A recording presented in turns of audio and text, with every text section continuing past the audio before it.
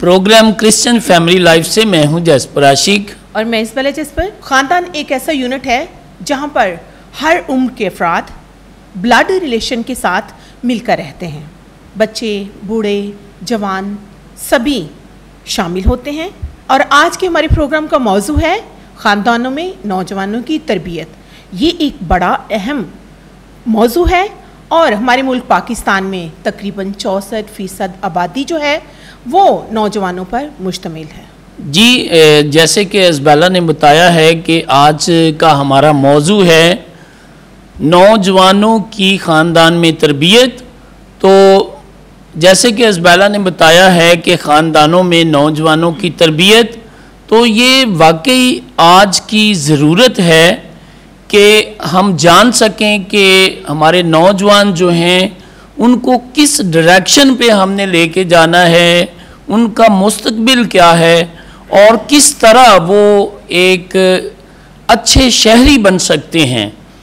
तो आज इस मौजू पे गुफ्तगू करने के लिए हमने दावत दी है अपने स्टूडियो में मिस्टर एंड मिसिज़ नियाज़ आमर एडवोकेट, मिस्टर एंड मिसिज़ सलामत गिल साहब को, कि वो आज इस अहम मौजू पर हमारे साथ बातचीत करें ताकि हमारे नाजरीन इस गुफ्तगू से सीखें कि हम ख़ानदानों के अंदर अपने नौजवानों की तरबियत को किस तरह से बेहतर तरीके से कर सकते हैं।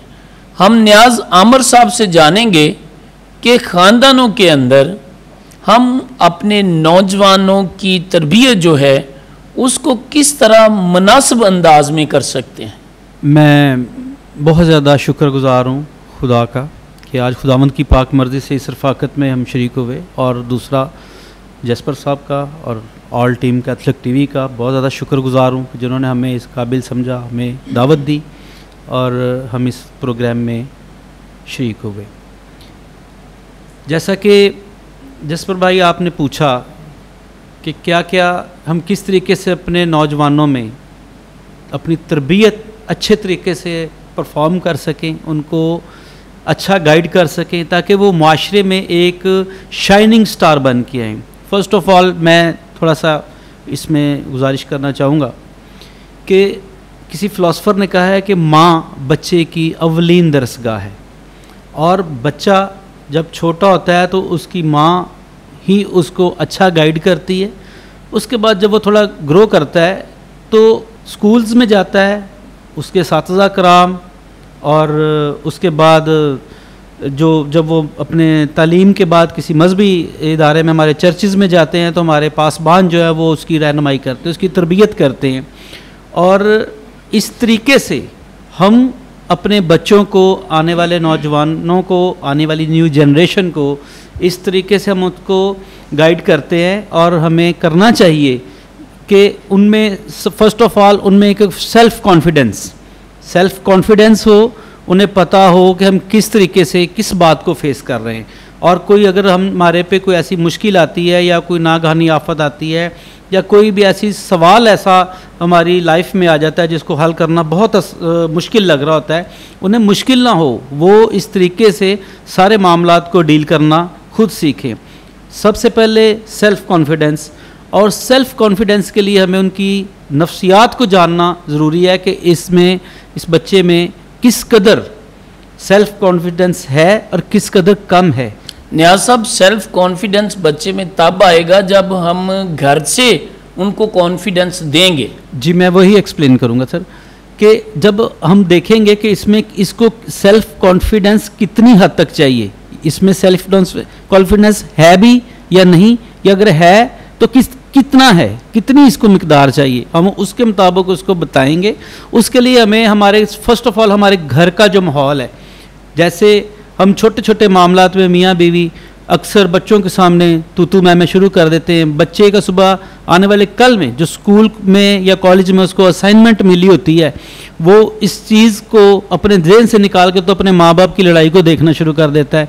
या इसके अलावा पेरेंट्स जो होते हैं वो अपने घर के छोटे छोटे डोमेस्टिक जो मैटर है उनको डिस्कस करना शुरू कर देते हैं और बच्चे एक डिप्रेशन का शिकार हो जाते हैं। हमें उस डिप्रेशन से बचाने के लिए उन बच्चों के सामने ये चीज़ें डिस्कस नहीं करनी चाहिए। हमें उनके सामने स्माइलिंग फेस, अच्छा माहौल उनको मुहैया करना चाहिए, और हम करते हैं। इसी तरीके से बच्चे जो है वो अपने आप में कॉन्फिडेंस पैदा करते हैं, और ताकि पेरेंट्स हमेशा किसी के साथ नहीं रहते। एक वक्त आता है जब वो अपनी ड्यूटी पूरी करते हैं। शेक्सपियर ने कहा कि all the world is a stage, और हर एक्टर आता है, अपना रोल प्ले करता है और अपना वो प्ले करके वापस चला जाता है। और सेम यही बात है, हमारे पेरेंट्स ने हमारे लिए बहुत ज़्यादा सेक्रीफाई किया। आज हम जिस स्टेज पे हैं, अपनी मेहनत के साथ साथ हमारे पेरेंट्स की और इसमें हमारे टीचर्स की बहुत ज़्यादा जो पार्टिसिपेशन है उनकी, उन्होंने हमें बहुत ज़्यादा अच्छा गाइड किया, हमारे पेरेंट्स हमें बहुत अच्छा गाइड किया। और इसके साथ साथ हमें ये भी देखना है कि हमारे बच्चे किस जगह पे किस का टाइप के दोस्तों के साथ उनकी उठन बैठन है, कैसे वो, एक मुहावरा है, man is known by the company he keeps. और हमें इन सब को देखना होता है कि ये बच्चा हमारा किस ट्रैक पे जा रहा है, हम उसको किस तरीके से अच्छा गाइड करें कि उनके लिए आने वाले कल में, उनके लिए फ्यूचर के लिए, उनकी नेक्स्ट जनरेशन के लिए, और पूरे हमारे सराउंडिंग की जो हालातों वाक़या उनको निमटने के लिए, उनको फेस करने के लिए उसमें सेल्फ़ कॉन्फिडेंस हो। वो उसमें किसी तरह की कोई नॉन कॉन्फिडेंस ना पाया जाए कि मैं क्या करूँगा, अगर मुझसे किसी ने इंग्लिश में बात कर ली तो मैं क्या करूँगा, या मुझसे अगर किसी ने, मुझे पुलिस वाले ने या किसी भी सीनियर सिटीज़न ने अगर मुझसे साथ बदतमीज़ी की तो मैं क्या करूँगा।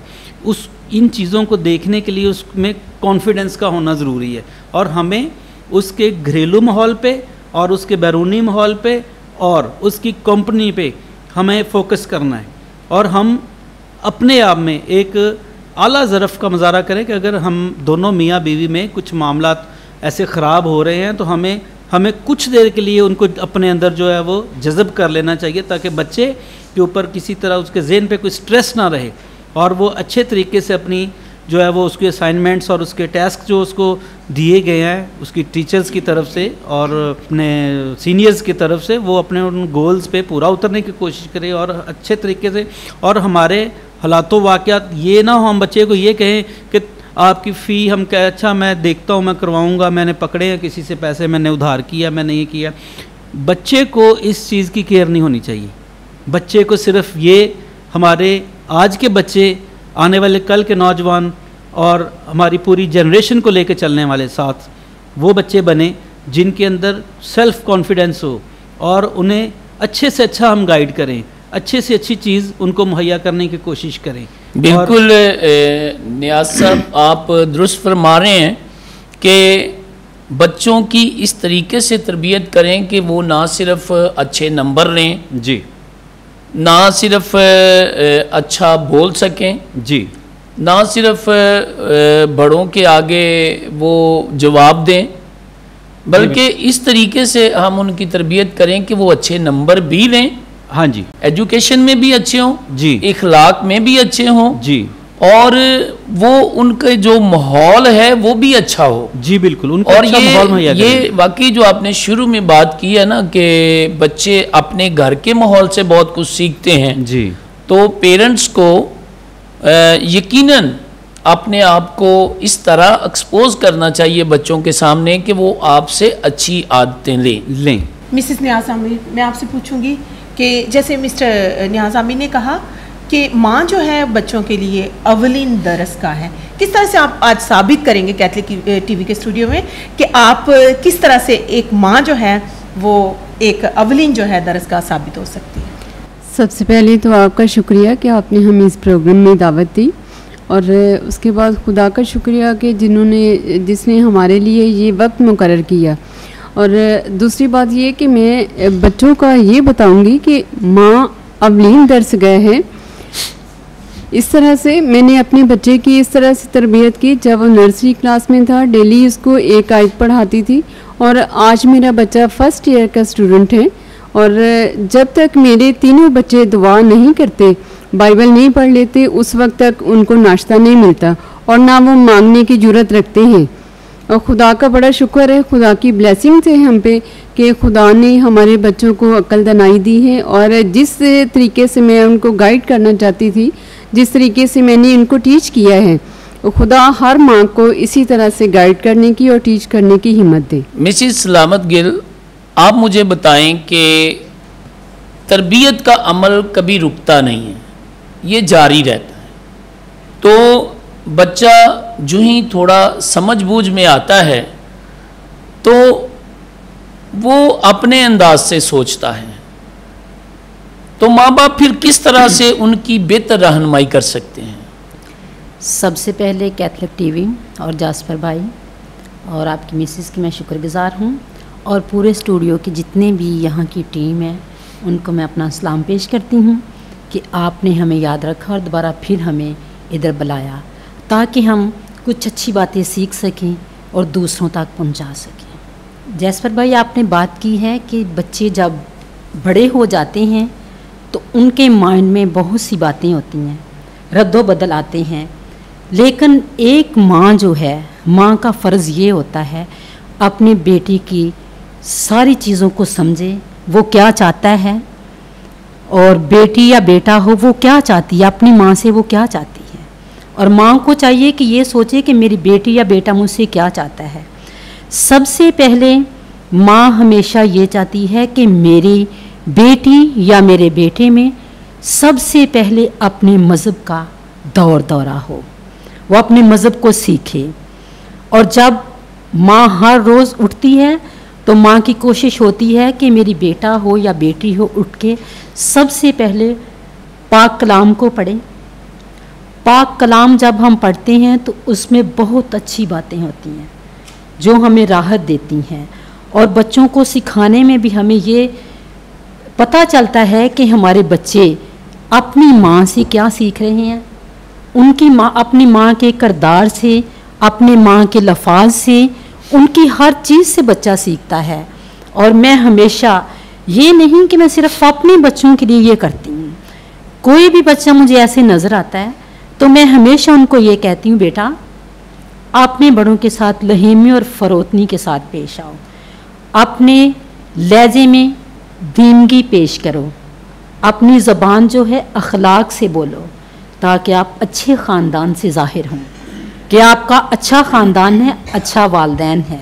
और सबको आज मैं यही पैगाम देना चाहती हूँ कि सबसे पहले रिस्पेक्ट करनी अपने वालदैन की सीखो, अपने बड़ों की सीखो, अपने ईमान में मजबूत रहो ताकि दुनिया की कोई ताकत तुम्हें हिला ना सके। और माँ को ये चाहिए कि अपने बच्चों की, अगर वो ज़िद करता है तो इसका मतलब ये नहीं कि बच्चे ने ये ज़िद पूरी करनी है, कभी कभी वालदैन को कूल डाउन होना चाहिए और कभी बच्चों को होना चाहिए। फिर मिलजुल के यही तरबियत जो है आगे जाती है। हमने अपने बच्चों को यही तरबियत देनी है कि बच्चों हमेशा आगे बढ़ो, तालीम में, मज़हब में, ईमान में मजबूती पैदा करो, और हमेशा अपनी इज़्ज़त का, अपने ख़ानदान का ख्याल रखो ताकि कोई भी हर्फ आप पे ना उठे। और कभी ज़हन में ये ना सोचना कि हम अकेले हैं, खुदा हमेशा हमारे साथ है जो हमारी मदद करता है। हम कहीं खाई में भी गिर जाएं तो वो हमें उठाता है, हमें बाहर निकाल लाता है। बहुत खूबसूरत आपने अल्फाज कहे कि खुदा हर वक्त हमारी मदद करता है। मिस्टर सलामत गिल, ख़ानदानों के अंदर नौजवानों की तरबियत जो है वो किस तरह से करनी चाहिए? सबसे पहले तो मैं शुक्रिया अदा करता हूँ कैथलिक टीवी का, जस्बर भाई का, आपका। क्रिश्चियन फैमिली लाइफ में हम लोग जो हैं वो आज पहले प्रोग्राम में यहाँ पे मौजूद हैं, और उससे पहले जो है वो हमें फैमिली फेलोशिप में जो दावत दी गई थी, और मैं समझता हूँ कि ये भी एक आप तरबियत कर रहे हैं। बहुत से मसीही ख़ानदानों को बार बार बुला के, नए लोगों के साथ मिलवा के और उनकी बातें एक दूसरे को समझा के, मेरे ख़्याल में आप बच्चों की तरबियत में ये बहुत बड़ा हिस्सा डाल रहे हैं। ख़ानदान सबसे पहली इकाई है किसी भी बच्चे को तरबियत देने के लिए, लेकिन उसमें बहुत से इंडिविजुअल और इंस्टीट्यूशंस भी हिस्सा ले रहे होते हैं। जैसे कि ख़ानदान, पहले हम मुआशरे में ख़ानदान की इकाई से बच्चा शुरू होता है। मेडिकली जब बच्चा अपने माँ के बतन में पैदा होने वाला होता है तो तब से ही वो सीखना शुरू कर देता है। तरबियत तब से ही उसकी शुरू हो जाती है। और जैसे जैसे ख़ानदान में मूवमेंट होती है, जैसे जैसे ख़ानदान उस वक्त काम कर रहा होता है, वो मूवमेंट उस बच्चे तक पहुंच रही होती है और वही बातें उसकी तरबियत में शामिल होती हैं। जैसे ही बच्चा डिलीवर होके फैमिली में अपनी आँख खोलता है तो उस वक्त फिर माँ से उसकी तरबियत होना शुरू होती है। फिज़िकली वो तरबियत लेना शुरू कर देता है। माँ जैसे बोलती है बच्चा वैसे ही कोशिश करता है बोलने की। माँ बाप एक रोल मॉडल होता है अपने बच्चे के लिए। मेरी बेटियां हमेशा बात करती हैं कि पापा मेरी कोशिश है कि मैं आप जैसी बनूं, मेरी कोशिश है कि मामा जैसे सुबह प्रेयर करती है उठ के वैसे हम उन जैसा बने। बिल्कुल, कोई 70% जो आदतें हैं वो माँ बाप को देख के बच्चे अपना लेते हैं। जी बिल्कुल, उसमें कहते हैं ना कि action speaks louder than voice. हमारी प्रैक्टिकल जो है वो हमारे अमाल जो हैं वो बातों से ज़्यादा असर रखते हैं। तो जब भी हम अगर समझते हैं कि बच्चों को तरबियत देना चाहते हैं तो बजाय बोलने के कुछ चीज़ें जो हैं वो उनको परफॉर्म करना उनके सामने शुरू कर दें। तो मेरा ख्याल है कि जो आप उनको बताना चाहते हैं उससे ज़्यादा वो आपके प्रैक्टिकल से, आपके एक्शन से सीखेंगे। बिल्कुल, तकरीर जो है वो तकरीबन हम उससे 30% सीखते हैं जी बिल्कुल, और अमल से हम तकरीबन 70% सीखते हैं। जी। तो उसके बाद बच्चा फैमिली से उठ के अपने पीर ग्रुप में चला जाता है, छोटे छोटे बच्चों के साथ चला जाता है। वो वहाँ से सीखना शुरू करता है और वहाँ से कुछ चीज़ें अच्छी सीख के आता है और कुछ चीज़ें आके घर में वो जब बिहेव करता है, जब बातें करता है तो माँ कहती नहीं बेटा ये बात गलत है, ये ठीक नहीं है। और जब वो अच्छी बात करता है तो हम उसको क्लैप करते हैं, खुश होते हैं। तो तब बच्चा हौसला अफजाई लेता है कि हाँ ये बात गलत है, ये नहीं करनी, ये बात ठीक है, ये करनी है। उसके बाद बच्चा स्कूल में चला जाता है। सिर्फ ख़ानदान ही तरबियत में हिस्सा नहीं ले रहा, बहुत सारे इंस्टीट्यूशंस, इवन इंडिविजुअल भी आएंगे। बच्चे की चाचियाँ, मामियाँ, फूफियाँ, ताइयाँ, वो सब लोग जो हैं वो उसकी तरबियत में हिस्सा ले रहे होते हैं। और आपको बल्कि आप सबको अंदाज़ा है, जो हमें सुन रहे हैं उनको भी अंदाज़ा होगा कि हमारे बहुत से ऐसे दोस्त साथ में, हमारे पड़ोसी, हमारे रिश्तेदार ऐसे भी होते हैं जो जानबूझ के हमारे बच्चे को भटकाने की कोशिश भी करते हैं जब टीन एज में बच्चा होता है।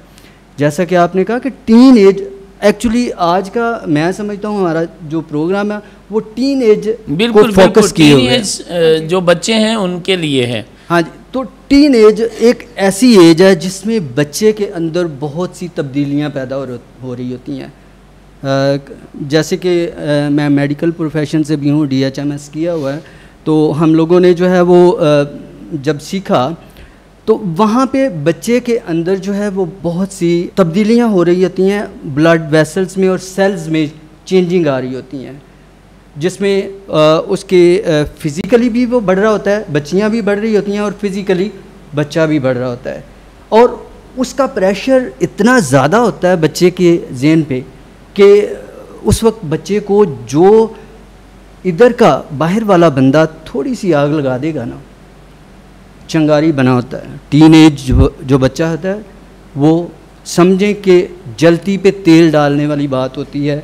अगर नेगेटिव कोई भी चीज़ चली गई तो उस टाइम पे इस टीन एज में बच्चे को संभालना माँ बाप की पहली तरजीह है। बिल्कुल सर, आपने जो बातें की हैं बड़ी ज़बरदस्त हैं कि बच्चे की आदत को पुख्ता करने के लिए दो बातें जो हैं बड़ी अहम हैं। जी जी, एक तो एप्रिसिएशन है जी बिल्कुल, और दूसरा क्रिटिसिज्म है। क्रिटिसिज्म, ये दोनों लाजमी है। अगर आप बच्चे पे क्रिटिसिज्म ज़्यादा करते रहेंगे तो उसकी आदतें वैसी बन जाएंगी।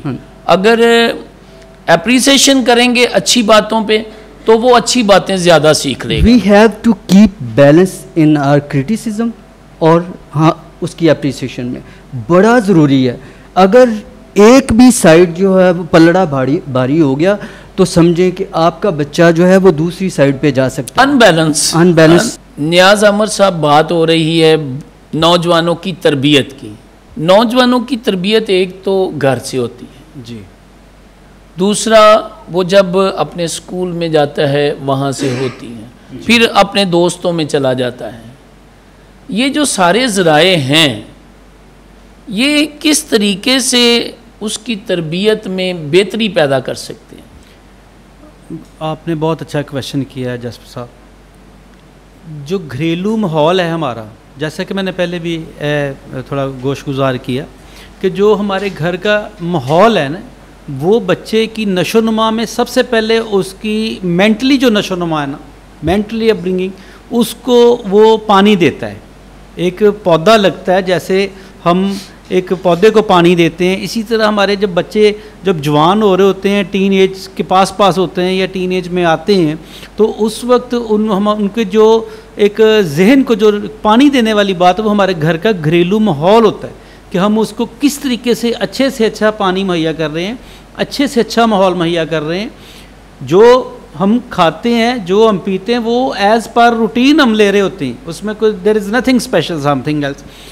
तो उसमें हम अपने बच्चों के लिए अच्छे से अच्छा माहौल, अच्छे कलर, जैसा कि अभी भाई सलामत साहब फरमा रहे थे कि मेडिकल से हैं कि जब बेबी दुनिया में आने वाला होता है तो माँ के पेट में जब वो होता है तो उसमें वो माँ अच्छे कलर्स देखती हैं, अच्छी मेंटेलिटी रखती हैं, अच्छे लोगों से मिलती हैं, अच्छी तस्वीरें देखती हैं, ताकि वो बच्चे को एक इंजेक्ट कर रही होती हैं अपनी बॉडी से, अपनी आइज़ से।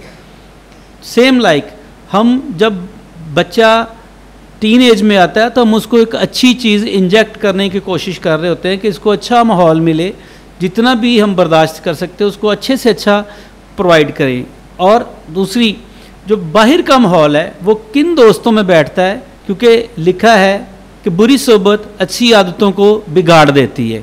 हमें जब हम ये देखें कि हमारा बच्चा किस बच्चे के साथ ज़्यादा अटैच हो रहा है, आया कि उस बच्चे की रेप्यूट कैसी है, वो अच्छा बच्चा है, वो पढ़ता है, अपने पेरेंट्स की कितनी रिस्पेक्ट करता है, अपने नेबर्स की कितनी रिस्पेक्ट करता है, अपने पासबान्स की कितनी रिस्पेक्ट करता है, चर्च के साथ किस हद तक मुंसलिक है, और इसके साथ साथ वो अपने चर्च की एक्टिविटीज़ में क्या रोल प्ले करता है। सर यहाँ पे मैं आपको थोड़ा सा इंटरप्ट करूँगा।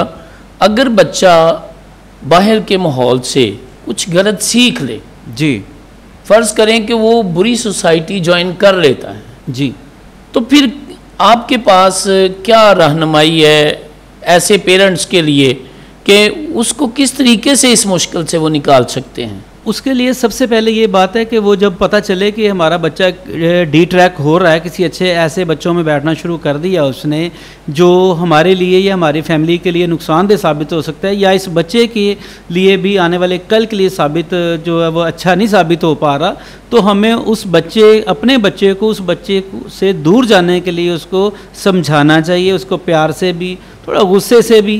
क्योंकि लिखा है, मिसाल की किताब में बड़ा वाज़ेह लिखा है कि अपने बेटे पर छड़ी चलाने से दरेग ना कर, मुबादा के वो मर ना जाएगा। और इसी व्यू को, इसी विजन को और इसी वर्स को सामने रखते हुए अगर हम अपने बच्चों के लिए थोड़ा सख्ती से भी उसको मना करना पड़े तो उसको मना करना चाहिए, ताकि आज हम उसे एक छड़ी मारेंगे तो वो सुधर जाएगा। आने वाले कल में ये ना हो कि ज़माना उसे छड़ियों पे छड़ियाँ मारे और वो बहुत आगे निकल चुका हो। हमें उस माहौल से उस बच्चे को बचाना है, ऐसे दोस्तों से उसको बचाना है। कि वो एक बड़ी प्यारी बुक है, मेरे फादर ने मुझे गिफ्ट की थी, पतरस के मज़ामीन, तो उसमें एक वो थोड़ा सा मैंने पढ़ा था कि मुझे मेरे दोस्तों से बचाओ। बड़ा प्यारा वो एक मज़मून था, मुझे मेरे दोस्तों से बचाओ। तो उसमें मैं जो सजेस्ट करना चाह रहा हूँ वो ये कह रहा हूँ कि हमें अपने बच्चों के लिए, और इवन के जो ऐसे बच्चे जो हमारे बच्चों के साथ उनको डिट्रैक्ट करने की कोशिश कर रहे हैं, हम उनको भी अच्छा गाइड करें कि ये मेरे नेबर्स का बच्चा है तो ये भी हमारा ही अपना ही बच्चा है। हम उसमें कोई किसी की तरह की कोई डिस्क्रिमिनेशन ना करें कि हम अपने बच्चे को तो साइड पे कर लें, गाइड कर दें, लेकिन उस बच्चे को वहीं पे पड़ा रहने दें, ये हमारे लिए मुनासिब नहीं। और बल्कि कभी वो दोबारा भी नुकसान दे सकता जी है। बिल्कुल, वो दोबारा भी नुकसान दे सकता है। हमें उसको उस बच्चे के लिए भी उतना ही पेन लेना चाहिए जैसे कि एक मैं ये मेरा ही ये बच्चा है, हमारा ये कोई भतीजा है, भांजा है, कुछ भी है, ये नेबर्स में सारे भाई बहन होते हैं। तो हमें उन बच्चों से दूर रहने के लिए अपने बच्चों को कहना चाहिए कि इन बच्चों से बचो। मिसिस न्याज़ अहमद, मैं आपसे पूछूंगी कि बच्चों के साथ फ्रेंडली रहना कहाँ तक दुरुस्त है और कहाँ तक गलत हो सकता है? बच्चों के साथ पेरेंट्स को दोस्ताना माहौल में रहना ज़रूरी है। वो इसलिए कि जो बातें बच्चा आपका बाहर जाके अपने दोस्तों के साथ करते हैं और दूसरे लोगों के साथ करते हैं, वो फ्रैंकली आपके साथ कर सके। खुले दिल से, खुले दिमाग से उसकी बात सुनें और उसको अप्रिशिएट करें कि बच्चा जो गलत काम करना चाह रहा है वो उस काम से मना हो और अपने माँ बाप के साथ जो है फ्रेंडली तरीके से रह सके और उसकी बात सुन सके। आपके कहने का मतलब ये है कि बच्चे पर तरबियती छड़ी जो है वालिदैन की ज़रूर रहनी चाहिए, लेकिन मैं दोबारा आपसे पूछूंगी कि फ्रेंड की तरह रहना चाहिए या उससे हर किस्म की बात कर लेनी चाहिए? फ्रेंड की तरह और हर तरह की बात करना दोनों ज़रूरी हैं, क्योंकि अगर आप अपने बच्चे के साथ फ्रेंडली रहेंगे, उसके साथ दोस्ताना माहौल में रहेंगे तो बच्चा अच्छी तरबियत पा सकता है। और अगर आप हर वक्त उस पर सख्ती से बोलते हैं, बेजाओ उस पर दबाव डालते हैं, तो बच्चा जो है आपसे फेडअप होके बाहर जाके अपनी बातें शेयर करेगा, बाहर अपनी गलत किस्म के दोस्तों में उसका उठना बैठना शुरू हो जाता है। इसलिए ज़रूरी है कि हम अपने बच्चों की तरबियत अच्छे तरीके से करें और फ्रेंडली माहौल में रहें, यानी दोस्तों की तरह ही रहना दोस्तों की चाहिए। तरह रहें। दोस्त परमानेंटली नहीं बनना चाहिए, क्योंकि जब हम दोस्ती करते हैं तो हमारे अंदर जो है हमारे तल्लुकात में, हमारे रिलेशनशिप में शर्म और हया जो है उसका पर्दा जो है वो उठ जाता है। तो इसलिए हमें दोस्तों की तरह ही बच्चे के साथ जो है बिहेव करना चाहिए। जी मिसिस सलामत, आप मुझे बताएं कि आजकल बहुत अच्छा ट्रेंड है कि हमारी मसीही कौम के बच्चे बहुत अच्छे नंबर ले रहे हैं और बहुत अच्छी अच्छी पोजीशन जो हैं उनको अचीव कर रहे हैं, लेकिन दूसरी तरफ देखें तो हमारे बच्चे बेरा रवि में भी बहुत आगे हैं। तो किस तरीके से उन लोगों को भी बचाया जा सकता है और उनकी अच्छी तरबियत की जा सकती है जो बच्चे अभी अपने माँ बाप के कंट्रोल में नहीं हैं या अपने माँ बाप की बात को नहीं सुनना चाहते हैं? तो कौन सा तरीका है, किस तरह हम उनको गाइड कर सकते हैं? सबसे पहले तो सर जास्पर बात ये है कि जो बच्चे आजकल इतने अच्छे नंबर ले रहे हैं उनके पीछे उनके वालिदैन का हाथ होता है और वो बच्चे इतने फ़रोतन होते हैं कि अपने बड़ों का कहाँ मानते हैं। जो बच्चा ये बातें सीख जाता है वो ज़िंदगी में कभी नाकाम नहीं होता, और जो बच्चे बिगड़ जाते हैं वो हमेशा अपने बड़ों की तरबियत पे जाते हैं। हम कहते हैं बेटा ये काम नहीं करना, उसका चाचा उसका दादा कहते हैं नहीं नहीं छोड़ दो कोई बात नहीं। सबसे पहले हमारे ख़ानदान वाले अच्छे अच्छे कामों में भी हमारा साथ देते हैं, बुरे कामों में भी साथ देते हैं। तो मैं ये कहना चाहती हूँ कि जो बच्चे एटीट्यूड रखते हैं ना, उनको एटीट्यूड नहीं रखना चाहिए, क्योंकि एटीट्यूड जो है वो दीवारें हिला देता है, और जब हम लहीम और फ़रोतन हो जाते हैं तो सारी दुनिया हम पे अशक करती है, क्योंकि ये बच्चा अच्छा है, अच्छे नंबर ले रहा है, अच्छा पढ़ रहा है या अच्छे काम कर रहा है। इससे अपनी ज़बान के बोलने से, अपने किरदार से, अपने ख़ानदान से ये सारी चीज़ें उठती हैं। बिल्कुल, जब बच्चे का किरदार जो है, उसका करैक्टर जो है वो अच्छा होता है तो वही करैक्टर उसको एक अजीम इंसान बना देता है। इज़बेला, कई दफ़ा ऐसे भी होता है कि हम बेजा अपने बच्चों की जो तारीफ़ें करते हैं जो उनमें होती भी नहीं हैं, तो फिर इस तरह से हम दूसरों के सामने अपने बच्चों को बड़ा अच्छा पेश करने की कोशिश करते हैं। तो जब ये अच्छा पेश करने की कोशिश करते हैं ना, तो हम उनको झूठ सिखाते हैं। तो जब हम उनको झूठ सिखा देते हैं ना, तो वो आहिस्ता आहिस्ता उसकी आदत बन जाती है। सर, मैं तो यहाँ तक हैरान हूँ कि हम लोगों के घरों में जब जाते हैं, अपने रिश्तेदारों के घरों में जब जाते हैं, तो इतना झूठ पे झूठ सामने आता है कि मैं कभी कभी खुद भी चुप कर जाती हूँ कि बोल तो ये झूठ ही रहे हैं, तो क्यों ना हम सच्ची बात जो है कभी कभी शेयर कर देनी चाहिए कि नहीं मेरा बच्चा। मैं अभी कुछ दिन पहले मैं एक बात कर रही थी, मैंने कहा मैंने अपनी दुआओं से अपने बच्चों के ज़हनों को, उनकी सोच को बदल दिया। चूँकि जब टीन एज में बच्चे होते हैं तो उनकी इस ग्रोइंग एज को समझना, आप खुद अपनी एज को भी वहाँ रखें ना, आप अपने खुद तजर्बात को भी उधर रखें कि जब हम इस एज में गए थे हम में क्या तब्दीलियाँ आई थी, हमारे पेरेंट्स ने हमें किस तरह से गाइड किया था। तो उसी चीज़ को आप सामने रखें। जब आप टीन एज में थे ज़माना कभी भी बदला नहीं। ग्रोइंग एज जब होती है तो उस वक्त भी ग्रोइंग एज वही थी, आज भी बच्चों के बढ़ने का जो प्रोसेस है वही है। तो हम उसी सोच को उस लेवल पे लाएं, तो बच्चों से कम झूठ बोलें और अपने रिलेशन से कम झूठ बोलें। जो बच्चा है आप उसको कहें कि नहीं उसमें तब्दीली आई है, यानी वो जो देखता है वही करता है।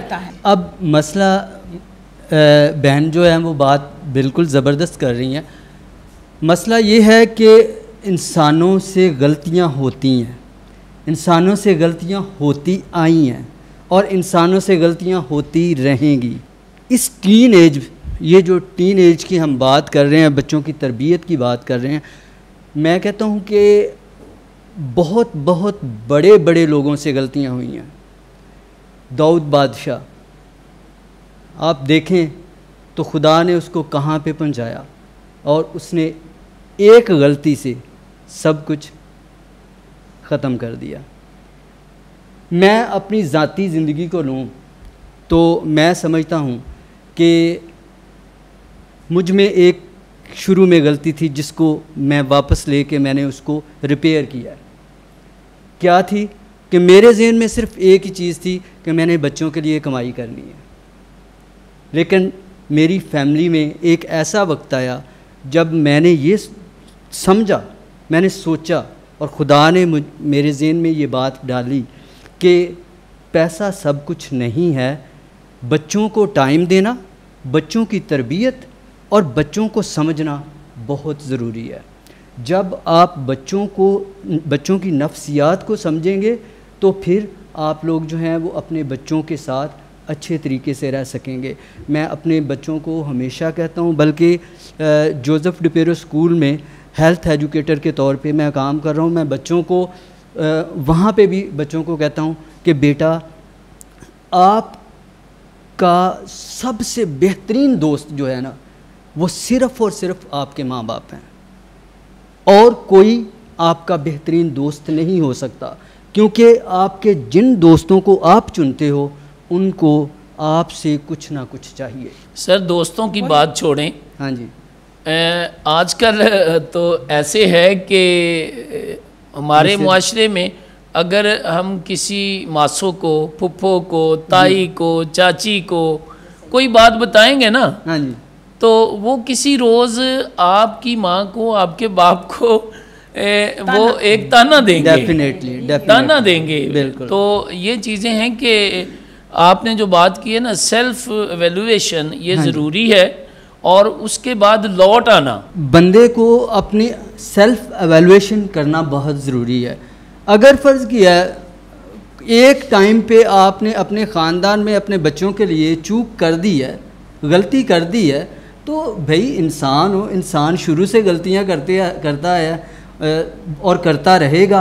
और आने वाले दिनों में वो कभी ऐसा भी होता है कि मुक़द्दस पतरस कहते हैं कि मैं जो करना चाहता हूँ वो मैं कर नहीं पाता और जो नहीं करना चाहता वो मुझसे हो जाता है। अगर मुक़द्दस पतरस की बात करते हैं तो वो तो हमेशा जज्बाती सा है और जब भी बात करता है बाद में सोचता है कि ये मुझसे गलती हो गई है, लेकिन बाद में इकरार करता है। हाँ जी, लेकिन मैं आपको एक बात बताऊं, ये इश्क जो होता है ना खुदा के साथ या किसी के साथ, जज्बात के बगैर हो ही नहीं सकता। मैं थोड़ा सा इंटरप्ट करना चाहूँगा भाई के साथ। इश्क की जो बात भाई सलामत साहब कह रहे हैं कि जी इश्क जो जज्बात में होता है, जज्बात में इश्क नहीं होता, उसमें हम उसको यूँ कह सकते हैं कि जज्बात में गलती तो हो सकती है, लेकिन इश्क सिर्फ दिल से होता है। दिल का काम तो सिर्फ धड़कना जी। दिल का तो और काम ही कोई नहीं। मैं बताता हूँ, दिल का काम धड़कना, बिल्कुल सही बात है। ये चूँकि मेडिकल से हैं, मेडिकल की बात करते हैं, मैं लॉ की बात करना चाहूँगा कि बल्कि मेरे सब्जेक्ट में भी मेडिकल यूरिस्प्रूडेंस एक बड़ा अहम जो है ना वो एक सब्जेक्ट है। इसमें अमूमन मर्डर केसेस में वो उसको मेडिकल को देखा जाता है। जो भाई बात कर रहे हैं कि जो खुदा के साथ इश्क है या कोई भी इश्क है वो जज्बात से नहीं, कूल माइंड से, अच्छे व्यूज़ के साथ, जज्बात में कुछ भी हो सकता है और वो सिंसेरिटी का लव नहीं है। हम खुदा से मोहब्बत करते हैं, ये हमें पता है, ये खुदा से मोहब्बत करते हैं, हम सबको पता है। हम इस तरीके से हम एक दूसरे को जज्बात में नहीं, उसको उनकी फीलिंग्स को लेके और उनको साथ मिला के, सबके साथ मिलके हम अपने जो ना इजहार मोहब्बत करते हैं। गालिब कहते हैं कि अंदाज़े बयां गर्चे कुछ शौक़ नहीं है, शायद कि उतर जाए तेरे दिल में मेरी ये बात। फीलिंग्स आप तो देखें वकालत के साथ साथ शायरी भी अच्छी करते हैं। तो देखें बात ये है, चलें बात हो रही है कि बंदा गलती करके सीख ले तो अच्छी बात है। तो ये मुझे बताएं, क्योंकि वकालत से आपका ताल्लुक है, ठीक है, आप रोज़ केस लड़ते होंगे जी। कभी घर में कोई केस लग जाए जी तो वो केस वकील साहब जीत जाते हैं या टीचर जीत जाती हैं? सर टीचर जीत जाती हैं, क्योंकि सुप्रीम कोर्ट के ऊपर अपील कोई नहीं आती। और ये एक ऐसी कोर्ट है जहाँ पे सरेंडर कर देना ही बेहतर है। सलामत साहब, इधर भी कुछ ऐसा ही हाल है। जसबर भाई, मुझे तो पूछने की जरूरत नहीं है, उधर का हाल भी देख लें। नहीं नहीं, मैं ज़रूर यहाँ पे एक बात कहूँगी, क्योंकि चूँकि नौजवानों का टॉपिक है और नौजवान इस टॉपिक को बड़ी खूबसूरती से आजकल ले रहे हैं, टिकटॉक की सूरत में और मोबाइल्स की सूरत में वो इन चीज़ों को देखते हैं। और यहाँ पर मैं एक बात बताना चाहूँगी, जैसे कि एडवोकेट ने कहा कि इश्क जो है वो हमेशा दिल से होता है। yes. और जो दिल से करते हैं वो कभी हारते नहीं हैं। उनका कोई जज और वकील नहीं होता। ठीक है जी, बाजी आप क्या कह रही थी? मैं 3 माह की थी जब मेरी अम्मी की डेथ हुई। तो हम 6 बहन भाई थे। सबसे बड़े भाई ने, बड़ी बहन ने मिलके हमें चारों बहन भाइयों को पाला। उन्होंने, भाई ने पढ़ाया लिखाया, अच्छी परवरिश की है। और अच्छी परवरिश का नतीजा ये है कि आज हम अपने बच्चों की अच्छी परवरिश कर रहे हैं, अच्छी तरबियत कर रहे हैं। आजकल ये होता है कि माँ बाप सर पे ना हों तो बच्चे गलत कामों में पड़ जाते हैं। लड़कियां भाग दौड़ में लग जाती हैं, किसी के साथ भाग जाती हैं, शादियां कर लेती हैं अपनी मर्ज़ी से। खुदा का शुक्र है कि हम बहन भाइयों में से किसी ने इस तरह से नहीं किया, चूँकि हमारे भाई ने, हमारी बहन ने अच्छी तरबियत की थी। इस वजह से आज हम भी उस मकाम पे खड़े हैं कि अपने बच्चों की अच्छी तरबियत करने में, अच्छी परवरिश करने में जो है हम लगे हुए हैं। नियाज़ आमर साहब, देखें तरबियत का जो सबसे बड़ा माखज़ है ना एक क्रिश्चियंस के पास, वो कलाम मुक़द्दस है जी। जो रहनुमाई हम कलाम मुक़द्दस से ले सकते हैं ना, वो हमें कहीं से भी नहीं मिल सकती जी। तो कलाम मुक़द्दस के मुताबिक हम अपने क्रिश्चियन नौजवानों की जो रहनुमाई है वो किस तरीके से कर सकते हैं? सर जैसा कि जो बच्चा, अभी हम जो बात डिस्कस कर रहे थे कि बच्चों को हम किस तरीके से टीच कर सकते हैं, हम इस नतीजे पे अगर पहुंचते हैं और हम पहुंचे हैं कि जो बच्चे हमारी तरबियत पाकर हमने अपने माँ बाप की तरबियत को पाया। मैं थोड़ा सा 1 मिनट में बात ख़त्म करना चाहूँगा कि मेरे फादर जो थे वो अब्रॉड में थे और ऑलमोस्ट 25 to 30 ईयर्स उन्होंने अब्रॉड में गुजारे। मेरे बड़े भाई, मेरी बड़ी बहन, जहाँ जिस स्कूल में मैं पढ़ता था वो इंग्लिश मीडियम स्कूल था, मेरी बड़ी बहन वहाँ पे वाइस प्रिंसिपल थी। लेकिन इसका कतन ये मतलब नहीं था कि मैं वाइस प्रिंसिपल का छोटा भाई हूँ तो मुझे कोई बच्चा कुछ कहे ना या कोई टीचर कुछ कहे ना। अगर किसी दूसरे बच्चे को 1 थप्पड़ लगता था तो मुझे 10 लगते थे। और उस वक्त में मैं अपनी बड़ी बहन को शायद हिटलर का नाम देता, लेकिन उस वक्त वो बहुत सख्त थी। लेकिन अब वो खुदा में सो चुकी हैं, कुछ 5 माह हो गए हैं वो सो चुकी हैं खुदा में, खुदा उनको जन्नत नसीब करे। तो मैं आज इस बात पे देखता हूँ कि मेरी बड़ी बहन ने मुझ पर सख्ती करके मुझे वो एक ऐसे ट्रैक पे चढ़ा दिया है कि जिस पे मैं आज तक डिट्रैक्ट नहीं हुआ।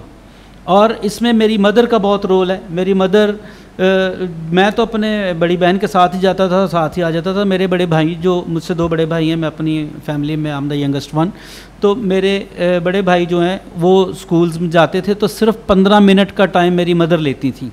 अगर 1 बजे छुट्टी हुई है, 1:15 बजे तक वो नहीं आए तो उन्होंने अपना दुपट्टा लेना है और फ़ौरन जो स्कूल पहुंच जाना है कि बेटा क्यों नहीं अभी तक पहुंचा।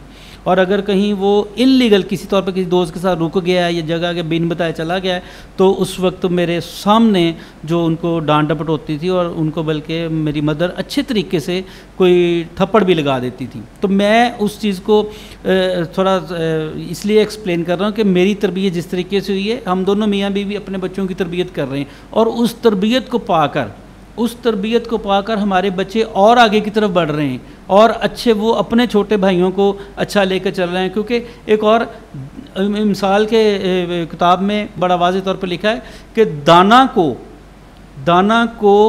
तरबियत कर और वो और भी दाना बन जाएगा। कि जब हम किसी बच्चे को थोड़ा अप्रिशिएट कर रहे होते हैं तो उसको वो और भी ज़्यादा उसको इनकरेजमेंट मिलती है और वो फिर और आगे की तरफ चलता है और दूसरे भाई बहनों को अपनी फैमिली में से, अपने दोस्तों को अपने साथ लेने की कोशिश करता है। और मेरी जो तमाम पेरेंट्स से और तमाम जितने व्यूअर्स हैं हमारे इस वक्त जो हमें देख रहे हैं, मेरी उनसे रिक्वेस्ट है कि जो अपने बच्चों के लिए हम उनको अच्छे से अच्छा माहौल, अच्छी से अच्छी चीज़ें, अच्छी से अच्छी बुक्स जो हमारी पॉकेट के मुताबिक हमारे लीगली तौर पर हम उनको जो प्रोवाइड कर सकते हैं वो उनको हम करें और उनको अच्छे तरीके से गाइड करें, ताकि एक दिया और एक दिए के साथ एक दिया, फिर एक दिया, फिर एक दिया और फिर करते करते पूरे का पूरा घर रोशन हो जाता है। तो मेरी रिक्वेस्ट है तमाम पेरेंट्स से कि आप अपने बच्चों को अच्छा गाइड करें, उनको उनके अंदर इनकरेजमेंट पैदा करें और अपने वो टीचर्स का, अपने नेबर्स का, अपने पेरेंट्स का, अपने ननाल ददाल सब का वो इज़्ज़त एहतराम करें और अपनी मंजिल तक पहुँचें। मिसिस नियाज़ आमिर, आज जैसे कि हमारा टॉपिक था कि ख़ानदानों में नौजवानों की तरबियत, तो हमारे नाज़रीन को आप मैसेज दें कि वो अपने ख़ानदानों में किस तरह से नौजवानों की तरबियत कर सकते हैं। सब पेरेंट्स का और सब असातिज़ा का बहुत शुक्रिया जिन्होंने हमें यहाँ तक पहुँचाया।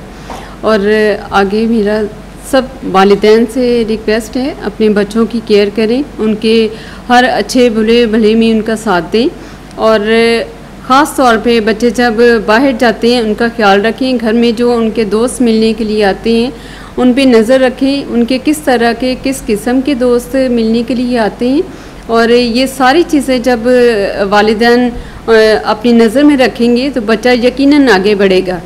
अभी सब स्टूडेंट्स के लिए ये है, अपनी परवाज़े तख़य्युल को इतना तो कर बुलंद, अपनी परवाज़े तख़य्युल को इतना तो कर बुलंद, मंजिलें हो सामने फिर भी तलाश हो मंजिल की, मंजिल अगर मिल भी जाए तो उसकी तलाश में रहना चाहिए। जी मिसिस सलामत, आज का हमारा खूबसूरत टॉपिक है नौजवानों की तरबियत। तो आपको कैथलिक टीवी के ज़रिए बहुत से हमारे नाजरीन जो सुन रहे हैं, तो किस तरह उनकी रहनुमाई करेंगी, क्या मैसेज देंगी कि वो अपने बच्चों की, अपने नौजवान बच्चों की किस तरीके से अच्छी जो है वो रहनुमाई कर सकते हैं? सबसे पहले तो मैं जितने भी टीवी पे हमें देख रहे हैं या हमारा पैगाम सुन रहे हैं, मैं उन वालिदैन को, सबको, नौजवान बेटों और बेटियों को ये पैगाम देना चाहती हूँ कि अपने आप को खुदा के आगे पेश करो तो आपकी सारी मुश्किलें आसान कर देगा। इसमें मुझे एक शेर याद आया है, मैं कहना चाहती हूँ सबके लिए, तुंदिए बादे मुखालिफ से ना घबरा ए अकाब, ये तो चलती है तुम्हें ऊंचा उड़ाने के लिए। तो आज के मैसेज में मैं नौजवान बच्चों को ये कहना चाहती हूँ कि अपनी हिम्मत ना हारो। अगर ज़िंदगी का ताज चाहते हो तो अपने आप में सरफराजी पैदा करो ताकि हमेशा पाक कलाम से सीखी हुई बातें आपके काम आएँ। अपने दोस्तों में, अपने घरों में, अपने ख़ानदानों में जाओ और उनके साथ अच्छे सलूक से पेश आओ। और मैं कैथलिक टीवी की और जैस्पर भाई और मिसेस जैस्पर की शुक्रगुज़ार हूँ कि जिन्होंने हमें फिर दोबारा मौका दिया कि हम आकर अपने लोगों से फिर से मुलाकात करें और आपस में बाहमी ताल्लुकात को बढ़ाएं। मिस्टर सलामत, आप हमारे वालिदैन को जो इस वक्त टीवी देख रहे हैं, आप हमारे नौजवानों को जो इस वक्त आपका प्रोग्राम जो है वो देख रहे हैं, किन अल्फाज में आज का पैगाम जो है वो पेश करेंगे? सबसे पहले तो मैं आज, क्योंकि क्रिश्चियन फेलोशिप है, तो मैं सलीब का निशान बनाना चाहूँगा, क्योंकि सलीब एक ऐसा निशान है जो इसार, कुर्बानी सिखाती है और तरबियत करती है। इस सलीब ने जो तरबियत इस दुनिया में लोगों की की है, वही हम अपने बच्चों की करें तो आने वाले दिनों में मेरा ख्याल है कि हम जो बेरा रवि की बात कर रहे हैं, जो हम ख़ानदानों के टूटने की बात कर रहे हैं, जो हमारे बच्चे जो हैं वो साइडों पे जा रहे हैं, खुदावंद यीशु मसीह अपनी बातों में, अपनी तालीमात में ये कहते रहे हैं, तुम दुनिया का नूर हो, तुम दुनिया का नमक हो। ऐसी अब देखें, नूर तारीकी में जब चमकता है तो साफ साफ नज़र आता है, जब नमक नहीं होता तो जायका ही नहीं होता। तो being a Christian family member, मुझे फ़ख्र है कि मैं सलीब के निशान के साथ जुड़ा हुआ हूँ। आज के बच्चों को, आज के पेरेंट्स को मैं एक ही पैगाम देना चाहता हूँ कि इस सलीब के निशान को अपने अंदर समोए रखो, इस सलीब के निशान से अपने बच्चों को समझाओ, इस सलीब के निशान के साथ जुड़ी हुई वैल्यूज़ को उनके अंदर इंजेक्ट करो। तो मेरा ख्याल है कि ये प्रोग्राम जो है, हमारा इस तरह बोलना, इस तरह हमारा बैठना यहाँ पे कारगर साबित होगा, क्योंकि हमारी मुआशरती ज़िंदगी इसी के साथ जुड़ी हुई है, मुस्बत नताइज निकलेंगे। बहुत शुक्रिया। Thank you very much mister and missus Niaz Amer, mister and Mrs सलामत गिल साहब, आपने अपना बड़ा कीमती वक्त कैथलिक टीवी के नाजरीन को दिया और बड़ी खूबसूरत और मुफस्सल बातचीत जो है हमारे नौजवानों के लिए आपने की है। हम आपके शुक्रगुज़ार हैं। नाजरीन, जहाँ पे आप अपने बच्चों की तमाम ज़रूरियात का ख्याल रखते हैं, उनके कपड़ों का, उनकी जूतियों का, उनकी किताबों का, उनकी सेहत का, उनके खाने पीने का, वहाँ अच्छी तरबियत की ज़िम्मेदारी भी आपके ज़िम्मे है। अगर आप अच्छी तरबियत करेंगे तो अच्छा मुआशरा बनेगा, और जब अच्छा मुआशरा बनेगा तो हम सब खुशहाल होंगे। Thank you very much.